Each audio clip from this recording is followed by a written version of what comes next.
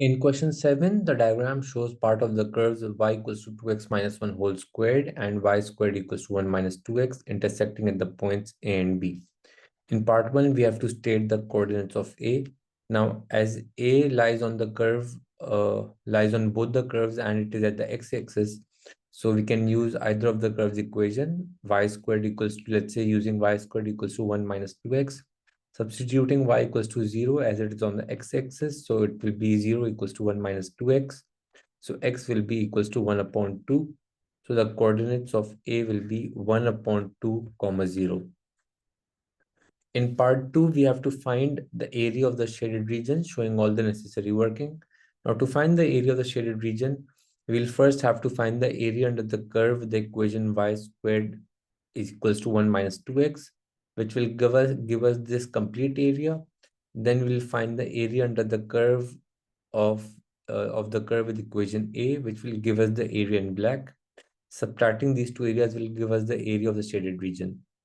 Now, first using the equation, so using finding the area under the graph of the equation y square equals to 1 minus 2x. So we can first write the equation as y equals to 1 minus 2x to the power 1 upon 2 as taking the square root on both the sides. Now to find the area, we will first integrate this equation and the limits will be as the point A has coordinates 1 upon 2 and this is the origin where the x coordinate is 0. So the limits will be 1 upon 2 and 0.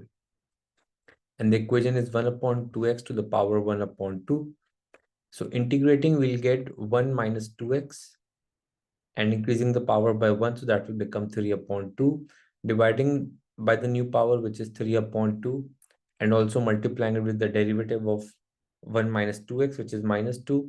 So this will simplify to become minus 1 upon 3 into 1 minus 2x to the power 3 upon 2.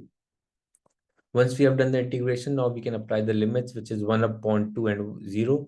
So substituting x equals to 1 upon 2, we'll get 1 minus 2 into 1 upon 2 to the power 3 upon 2. And we'll subtract it from the value where x is equals to 0.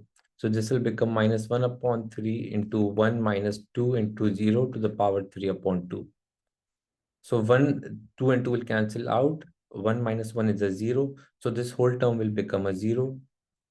And this will become, so minus 1 upon 3 will multiply it by 1 as 2 times 0 is 0 and 1 to the power 3 upon 2 is 1. So this will become 0 plus 1 upon 3. So the area under the curve with the equation 1 minus 2x to the power half is 1 upon 3.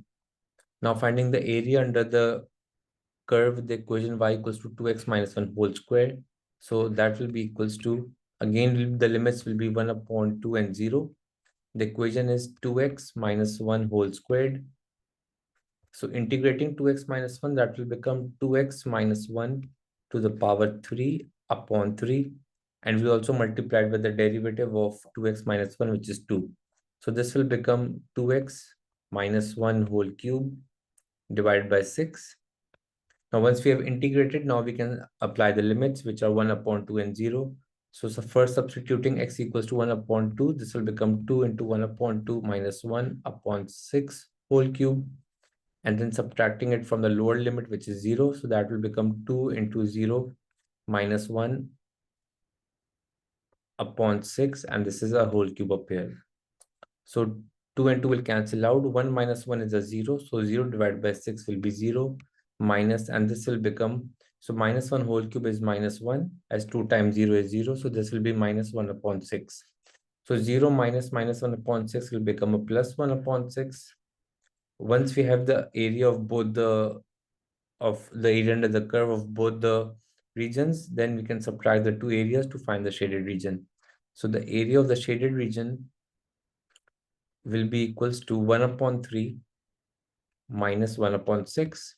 Taking the LCM, this will become, so this will multiply by 2 and this will multiply by 2. So this will be 2 minus 1. So the final answer for the area of the shaded region will be 1 upon 6.